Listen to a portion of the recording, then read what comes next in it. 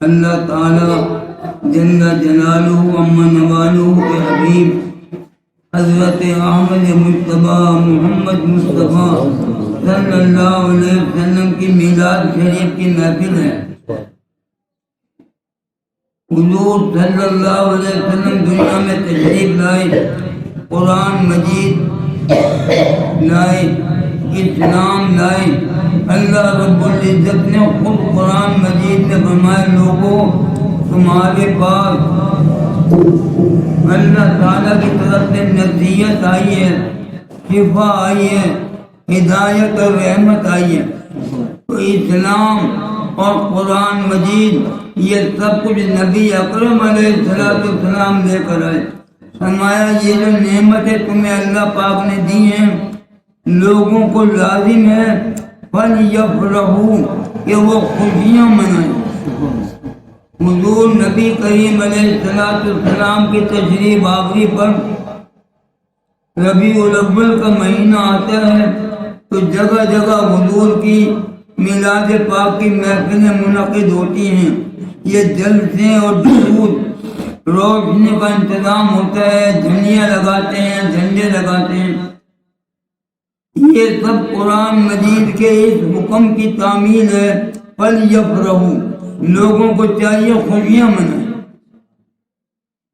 سرکار دو عالم علیہ السلام کی یہ شان ہے، فرمایا وَرَفَعْنَا لَكَ ذِكْرَكَ، اے حبیب صلی اللہ علیہ وسلم ہم نے آپ کا چرچا بہت کر دیا، بہت ذکر بلند کر دیا۔ آسمانوں میں بھی ذکر ہے، زمینوں میں بھی ذکر ہے، اولین بھی ذکر کرتے رہے، آخرین بھی۔ تمام انبیاء و مرسلین دنیا میں تشریف لانے سے پہلے سب نے اقرار کیا تھا کہ یا اللہ یہ تیرے حبیب علیہ السلام ہمارے سامنے تشریف لائیں گے تو ہم ان پر ایمان لائیں گے، ان کے مددگار بن جائیں گے۔ تو معنی یہ تھے کہ اے انبیاء کرام تم اپنی اپنی امتوں کے نبی ہو، اور ہمارے آخری نبی جو ہیں ہمارے حبیب وہ تمہارے بھی نبی ہیں، وہ نبی الانبیاء ہیں، امام المرسلین ہیں، سید المرسلین۔ اللہ تعالیٰ نے قرآن مجید میں فرمایا ان اللہ و ملائکتہ یصلون علی النبی، اللہ تعالیٰ بھی اور ان کے فرشتے بھی نبی اکرم علیہ السلام پر صلاۃ بھیجتے۔ پھر ہمیں حکم دیا کہ تم بھی ہمارے حبیب پر صلاۃ پڑھو، سلام پڑھو۔ فرشتوں کی صلاۃ کا مطلب یہ ہے کہ وہ دعائیں مانگتے ہیں، اور اللہ تعالیٰ کی صلاۃ کا کیا مطلب ہے؟ اللہ تعالیٰ جو حضور پہ صلاۃ بھیجتا ہے اس کا کیا معنی؟ تو صحیح بخاری شریف میں اس آیت کی تفسیر میں لکھا کہ صلاۃ اللہ ثناء علیہ عند الملائکہ، کہ اللہ کی صلاۃ کا مطلب یہ ہے کہ فرشتوں کے سامنے خود رب تعالیٰ حضور کی تعریفیں بیان فرماتے۔ آسمانی کتابوں میں، تورات میں، انجیل میں حضور کے تذکرے موجود ہیں۔ یہ بات قرآن مجید نے بتائی الذی یجدونہ مکتوبا عندہم فی التوراۃ والانجیل، عیسائیوں کے راہب، یہودیوں کے احبار وہ سب یہ لوگوں کو خوشخبریاں دیتے تھے کہ لوگوں اللہ تعالیٰ کے آخری نبی آنے والے ہیں، وہ مکہ معظمہ میں پیدا ہوں گے اور مدینہ منورہ کو ہجرت کر کے جائیں گے۔ حضور کی نشانیاں ان کی کتابوں میں لکھی تھی۔ ایک بہت مشہور واقعہ ہے کہ حضور علیہ السلام بعثت سے قبل ملک شام کی طرف تشریف لے گئے اپنے چچا جناب ابو طالب کے ہمراہ۔ قریش کا قافلہ جا رہا تھا۔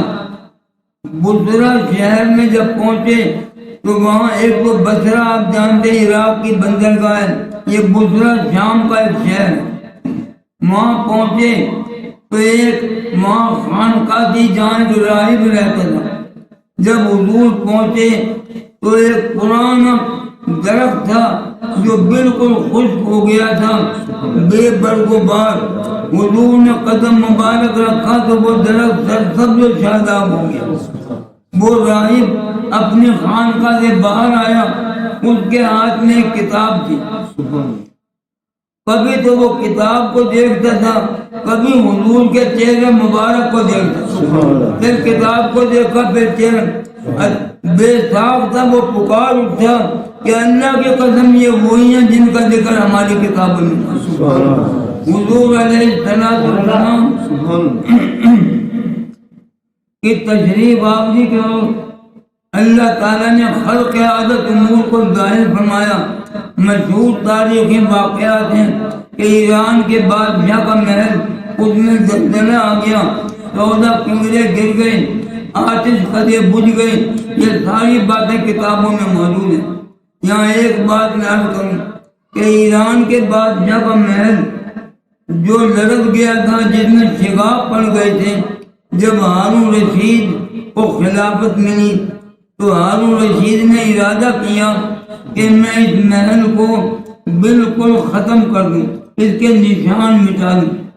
وزیر جو تھا وہ بہت عقل مند تھا، کہنے لگا اے خلیفہ اس محل کو اسی طرح رہنے دے، اس لیے کہ دنیا اس کو دیکھے گی تو نبی اکرم علیہ السلام کی عظمت ان کو معلوم ہوگی کہ اس محل کی یہ حالت حضور کی ولادت کے وقت۔ سید عالم صلی اللہ تعالی علیہ وسلم کا نام مبارک خود رب تعالی نے فرمایا محمد الرسول اللہ، محمد الرسول اللہ۔ اگر غور سے دیکھا جائے حضور علیہ السلام کے نام مبارک پر ہی انسان غور کرے تو حضور کو وہ یقین کر لے گا کہ ہر قسم کی فضیلتیں، ہر قسم کی بزرگیاں نبی اکرم علیہ السلام کو حاصل۔ جب ان کا نام مبارک محمد اور محمد کے معنی حمد والے، تعریف والے، تعریف کے قابل، تو پتہ چلا ان کی صورت مبارک وہ بھی محمد، وہ صورت کے لحاظ سے بھی محمد، ان کی صورت مقدسہ، ان کی سیرت طیبہ وہ بھی قابل تھا۔ صحابہ کرام کے بیان حدیث کے کتابوں میں موجود ہیں۔ ہند بن ابی حالہ رضی اللہ عنہ نے بیان کیا کہ حضور علیہ السلام کا چہرہ مبارک 14ویں رات کے چاند کی طرح چمکا۔ ایک صحابی وہ بیان کرتے ہیں، جابر بن سمرہ رضی اللہ عنہ کہتے چاندنی رات تھی، حضور سرخ دھاری دار حلہ شریف زیب تن کیے رونق افروز تھے۔ میں کبھی چاند کو دیکھتا تھا، کبھی حضور کے چہرے مبارک کو۔ اللہ کی قسم میرے نزدیک حضور کا چہرہ چاند سے بھی زیادہ۔ ایک حدیث پاک میں یہ آیا، ایک صحابیہ تھی، ان سے کسی نے پوچھا کہ آپ نے تو حضور کی زیارت کی ہے، بتاؤ حضور کی صفت بیان کرو۔ فرمانے لگی اے بیٹے لو رأیتہ اگر تو حضور کو دیکھ لیتا تو تو یہ کہتا کہ حضور کا چہرہ مبارک تو سورج کی طرح روشن، تجھے نظر آتا کہ سورج طلوع کر رہا۔ اور سیرت مقدسہ ساری دنیا حضور کی سیرت کی تعریف کرتی ہے۔ کون سی اخلاقی خوبی ہے جو حضور میں انسان تلاش کرے بڑی نمایاں نظر آتی ہے. دیکھو اب وہ درگزر کو دیکھو، اس کی مثال نہیں. سخاوت کو دیکھو، شجاعت کو دیکھو، علم میں بھی عقل میں بھی ہر لحاظ سے حضور تمام عالم سے ممتاز ہے. آپ کو یاد ہے کہ احد کے میدان میں کفار نے دندان مبارک پر ضرب لگائی، چہرہ مبارک زخمی ہوا. صحابہ کرام نے عرض کیا حضور ان کے لیے ضرر کی دعا فرمائیے یہ ہلاک ہو جائے. حضور نے دعا فرمائی، لیکن دعا کیا فرمائی؟ اے اللہ اللہم اغفر لقومی فإنہم لا یعلمون. اے اللہ میرے قوم کو معاف کر دے، یہ جانتے نہیں ہیں، یہ بے خبر ہے. یہاں دیکھو اہل علم نے سمجھایا کہ حضور نے جب یہ کہا یا اللہ یہ میری قوم ہے تو اپنا واسطہ بارگاہ الہی میں پیش کیا، یا اللہ یہ میری قوم ہے ان کو معاف کر دے. آپ بتائیے کہ جب وہ کفر کی حالت میں تھے تو وہ دوزخی تھے، اگر حضور کی دعا سے ان کی بخشش ہو گئی، انہیں ہدایت مل گئی، وہ جنتی ہو گئے. حضور نے جب خانہ کعبہ میں حضور رونق افروز ہیں اور کفار قریش جو مدتوں تک حضور کو ستاتے رہے موجود ہیں، حکم ہوتا تو سب کی گردنیں اڑا دی جاتی. اور میں بتاؤں آج تمہارے ساتھ کیا سلوک کیا جائے؟ وہ کہنے کہ حضور تو کریم ہے اور اتنے کریم ہے. میں جاؤ لا تثریب علیکم اليوم، آج تم پر کوئی معاوضہ نہیں، تم سب آزاد. یہ حضور کے اخلاق مبارک ہیں. اسی طریقے پر جس خوبی کو بھی دیکھا جائے حضور کے صبر اور فقر اختیاری کی شان میں عرض کروں. یہ تو آپ جانتے ہیں کہ حضور کے دولت خانے میں بعض دفعہ کئی دن تک آگ چولہے میں آگ نہیں جلتی تھی. پانی اور کھجوروں پر حضور اکتفا فرماتے. لیکن یاد رکھنے کی بات یہ ہے کہ یہ فقر اختیاری تھا، ورنہ حضور نے فرمایا عائشہ لو شئتو لصارت مایا جبال الذهب، اگر میں چاہوں تو پہاڑ سونے کے بن کر میرے ساتھ ہے. وہ اختیار ہے اور یہ فقر اختیاری. تو حضور جس پہلو سے بھی دیکھیں حضور کی شان وہ ہر لحاظ سے قابل تعریف ہے. علم کے لحاظ سے دیکھو، عبادت میں دیکھو، ریاضت میں دیکھو. علم کے اندر حضور کا کیسا عظیم مرتبہ.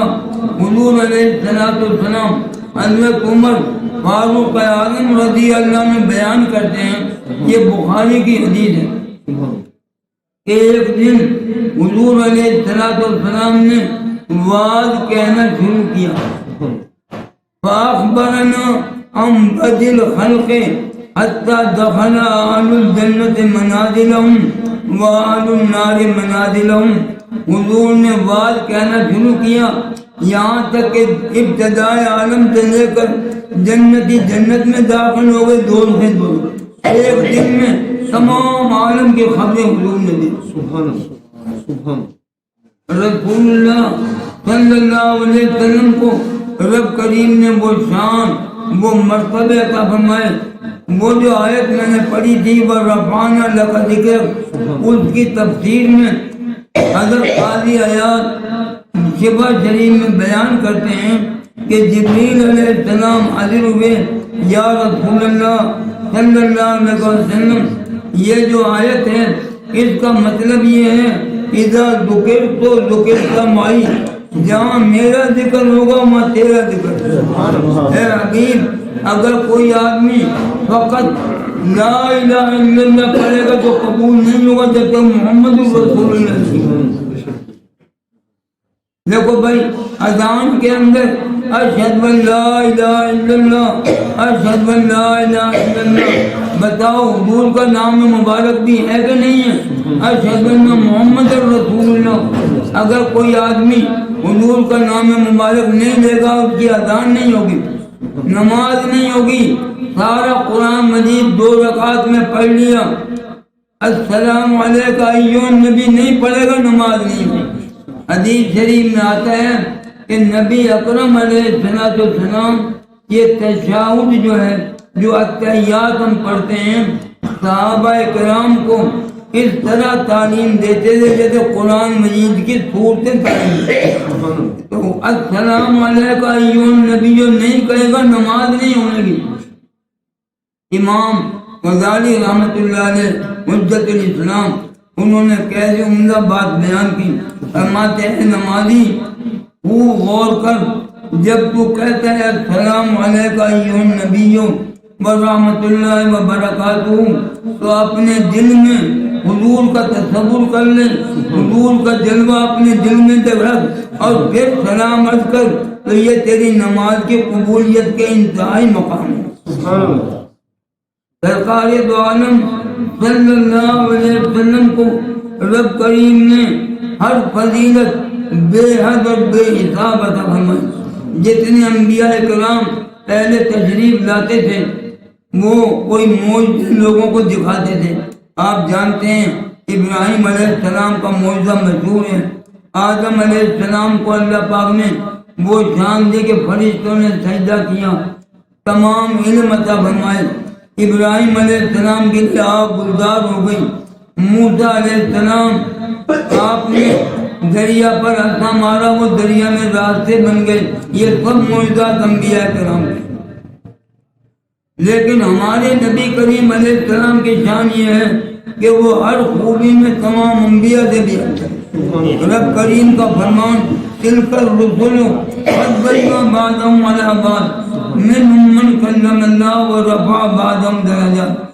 حسن یوسف جمع عیسیٰ ید بیضا داری آنچ خوباں ہما دارن تو تنا دار. جتنے معجزے جتنے کمالات سب نبیوں کو الگ الگ عطا ہوئے وہ سارے اب ان سے بہت زیادہ حضور کا تھا. فاق النبیین فی خلق و فی خلق ولم یدانوا فی علم ولا کرم. رب کریم نے درود شریف پڑھیے. اللہم صلی علی سیدنا و مولانا محمد و آلہ و اصحابہ و بارک وسلم. اللہ تبارک و تعالیٰ نے قرآن مجید میں ارشاد فرمایا اے لوگوں سنو، ہم نے جو رسول معظم کو بھیجا ہے اس لیے بھیجا لِتُؤْمِنُوا بِاللَّهِ وَرَسُولِهِ تاکہ تم اللہ پر بھی ایمان لاؤ، اس کے رسول پر بھی ایمان لاؤ. یہ میں نے پہلے عرض کر دیا، ایک آدمی فقط لا الہ الا اللہ پڑھے گا مسلمان نہیں ہوگا جب تک محمد رسول اللہ نہیں کہے. اس کی مثال بہت اچھی جو بزرگان دین نے دی. فرماتے ہیں یوں سمجھو جیسے ایمان جو ہے وہ ایک پرندہ ہے. ایک پرندہ، ہر پرندے کے دو پر ہوتے ہیں، دو بازو ہوتے ہیں جن سے وہ اڑتا ہے.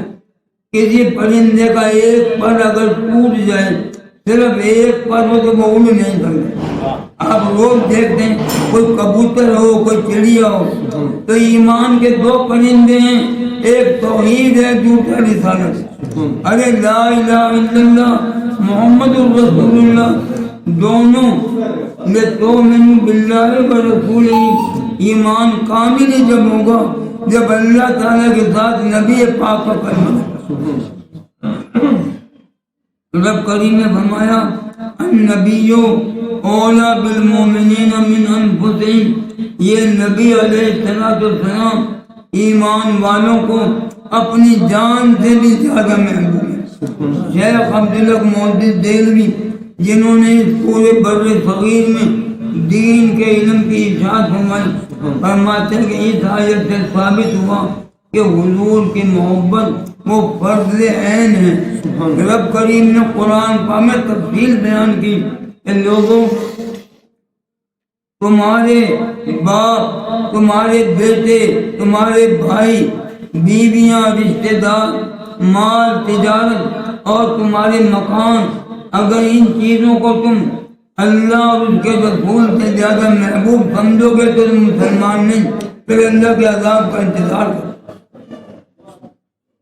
صحابہ کرام کا طریقہ دیکھیں، ان کے دلوں میں حضور کی محبت کیسی راسخ تھی، کیسی راسخ تھی. مجھے یاد آیا سعد بن ابی وقاص، دیکھو اپنے ماں باپ سے بھی زیادہ حضور کی محبت، حضور خود فرما چکے لا یؤمن احدکم حتی اکون احب الیہ من والدہ وولدہ والناس اجمعین۔ حضور فرما چکے کہ کوئی شخص اس وقت تک مومن نہیں ہوگا جب تک اس کے دل میں میری محبت اپنے باپ سے زیادہ، اپنی اولاد سے زیادہ، سارے جہان سے زیادہ نہیں۔ یہ سعد بن ابی وقاص جب یہ مسلمان ہوئے، انہوں نے کلمہ پڑھا، تو آپ جانتے ہیں کہ مکہ معظمہ میں بہت لوگ ایسے تھے کہ ان کے بیٹے مسلمان ہو گئے، ان کے ماں باپ جو ہے وہ مسلمان نہیں ہوئے۔ تو ان کی ماں جو مشرکہ تھی، اس نے پیغام بھیجا یا تو اسلام کو چھوڑ دے ورنہ میں بھوکی پیاسی مر جاؤں گی، اور لوگ تجھے تانا دیا کریں گے کہ تم نے اپنی ماں کو مار ڈالا۔ یہ اپنی ماں کے پاس تشریف لے گئے، فرمانے لگے اے ماں، یہ تو تیری ایک جان ہے، اگر تیری 100 جانیں بھی ہوں اور ایک ایک کر کے میرے سامنے نکلے پھر بھی میں اسلام نہیں چھوڑوں گا، نبی پاک علیہ السلام کا دامن نہیں چھوڑوں گا۔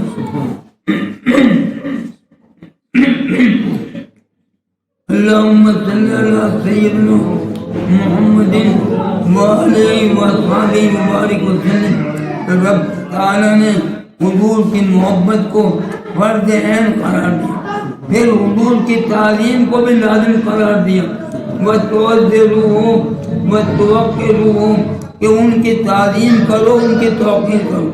دیکھو یہ بات جو حضرات قرآن مجید پڑھتے ہیں اور دین کے علوم سے شغف ہے، وہ جانتے ہیں کہ رب کریم نے فرمایا کہ میرے محبوب علیہ السلام کا اتنا بڑا درجہ ہے کہ ان کی بارگاہ شریف میں آؤ تو اپنی آوازوں کو اونچا نہ کرنا، اگر تمہاری آوازیں ہمارے محبوب سے زیادہ اونچی ہو گئی تمہارے سب عمل برباد ہو جائیں گے۔ جو شخص حضور کی شان میں ادنا سی بے ادبی کرتا ہے وہ رانگاہ درگاہ ہو جاتا ہے۔ ہم صحابہ کرام کا طریقہ دیکھیں کہ وہ حضور کی کیسی تعظیم کرتے ہیں۔ حضرت ابوبکر صدیق رضی اللہ تعالیٰ عنہ جب خلیفہ بنے، خلافت کی مسند پہ بیٹھے تو حضور کے منبر مبارک پر اوپر کی سیڑھی پر نہیں بیٹھے جہاں حضور بیٹھتے تھے، بلکہ جہاں حضور کے قدم ہوتے تھے وہاں بیٹھے۔ اسی طریقے پر اور صحابہ کرام حضور کے جسم مبارک سے جو کپڑا لگ جاتا تھا وہ اس کی بھی تعظیم کرتے، حضور کے مبارک بالوں کی تعظیم کرتے۔ خالد بن ولید رضی اللہ عنہ اپنی ٹوپی میں حضور کے کچھ بال مبارک سی لیے، ہمارے جس جنگ میں جاتے ہیں ان مبارک بالوں کی برکت سے مجھے فتح ہوا۔ حضرت اسما کے پاس ایک جبہ مبارک تھا، وہ فرماتی ہیں کہ یہ جبہ نبی اکرم علیہ السلام زیب تن فرماتے تھے، ہم اسے دھو کر اس کا پانی بیماروں کو پلاتے ہیں تاکہ ان کو شفا ہو جائے۔ یہ واقعات ہمیں ہماری رہنمائی کرتے ہیں کہ حضور کی تعلیم۔ اب دیکھو بھائی، قرآن مجید نے حضور کی محبت کو بھی لازم قرار دیا، حضور کی تعلیم کو اور حضور کی فرما برداری اور اطاعت کو فرض عین قرار دیا۔ یہاں تو فرمایا جگہ جگہ قرآن مجید میں یہ مضمون ہے کہ تم اطاعت کرو اللہ کی اور اطاعت کرو رسول۔ فرمایا وَمَا آتَاكُمُ الرَّسُولُ فَخُذُوهُ وَمَا نَهَاكُمْ عَنْهُ فَانْتَهُوا۔ یہ رسول جس بات کا حکم دے وہ کر لو، جس بات سے منع کرے بعد آ جاؤ۔ پتہ یہ چلا کہ ہر امر اور نہی میں حضور کی اطاعت یہ فرض ہے اور اللہ تعالیٰ اس کا مطالبہ فرماتے ہیں۔ دیکھو بھائی، سارا دین ہم تو یہ سمجھتے ہیں کہ سارا دین نبی اکرم علیہ السلام نے ہی ہمیں دیا ہے۔ دیکھو بھائی، جس چیز کو فرض قرار دیا وہ حضور نے، کہ نمازیں فرض ہیں، زکوٰۃ، نماز، روزہ، حج، یہ سب احکام اللہ تعالیٰ کے، لیکن ہمیں کس نے پہنچائے؟ نبی اکرم علیہ السلام۔ ایک بات اور ہے، میں اب کی تھوڑی وضاحت کروں. قرآن مجید میں حکم ہے اقیم الصلاۃ، یا قرآن مجید میں حکم ہے کئی جگہ کہ نمازوں کی پابندی کرو. لیکن آپ جانتے ہیں کہ قرآن مجید میں یہ کہیں بھی نہیں لکھا کہ یہ ترتیب نمازوں کی یہ جو 5 ہم پڑھتے ہیں، یہ بھی نہیں لکھا کہ فجر کی 2 رکعت ہیں، مغرب کی 3 ہیں، عشاء کی 4، یہ نہیں لکھا. بلکہ رسول کریم علیہ السلام کو بھیجا کہ لوگوں لقد کان لکم فی رسول اللہ اسوۃ حسنہ، ہم نے حکم دے دیا نماز کی پابندی کرو اور نماز پڑھو کیسے؟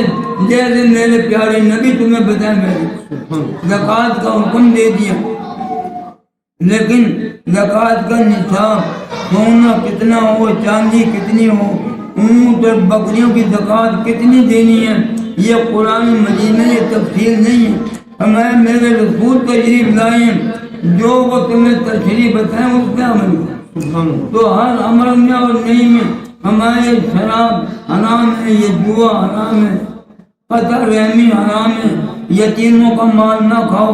یہ تمام باتیں جو کرنے کے کام ہیں وہ بھی رسول پاک نے بتائے، جو نہ کرنے کے وہ بھی بتائے. اور قرآن مجید نے ایک بات فرمائی، میں اسی پہ اکتفا کرتا ہوں. فرمایا وَمَن يُطِعِ اللَّهَ وَرَسُولَهُ فقد فاز فوزا عظیما، جو اللہ کی اطاعت کرے گا اور اس کے رسول کی اطاعت کرے گا وہ عظیم کامیابی سے ہمکنار ہوگا. آخرت کے اندر جنت سے اسے رب کریم عطا فرمائیں گے، وہ دنیا کے اندر بھی دنیا بھی اس کی جنت بن جائے گی. جو رسول اللہ کی غلامی اختیار کرے گا آخرت میں رب کریم ان کے لیے بہشت کے دروازے کھول دے گا اور دنیا کے اندر بھی اسے چین اور سکون نصیب ہوگا. من یطع اللہ ورسولہ فقد فاز فوزا عظیما. وآخر دعوانا الحمد للہ.